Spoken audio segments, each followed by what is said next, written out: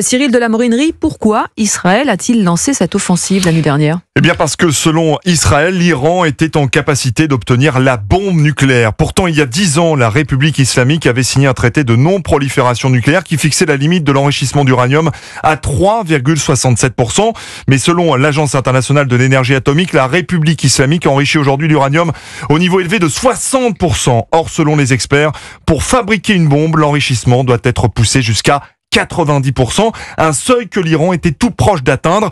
Téhéran venait d'annoncer la prochaine construction d'un nouveau site d'enrichissement et une augmentation significative de sa production d'uranium enrichi. C'est pourquoi Israël a réalisé cette opération militaire surprise, explique Olivier Rafovitch, porte-parole de Tsahal. Nous étions dans une situation où l'Iran était capable de produire 15 bombes nucléaires, avec également une capacité balistique de plusieurs centaines, voire plusieurs milliers même de missiles. Si nous n'avions pas aujourd'hui agi, nous aurions passé ce qu'on appelle le point de non-retour. Il était hors de question d'attendre. Nous enlevons ici une menace existentielle pour la protection et la défense de l'État d'Israël. Des bombes perforantes ont pénétré en profondeur et détruit plusieurs sites d'enrichissement de l'Iran, dont celui de Natanz, il est très important, situé à 300 km au sud de Téhéran.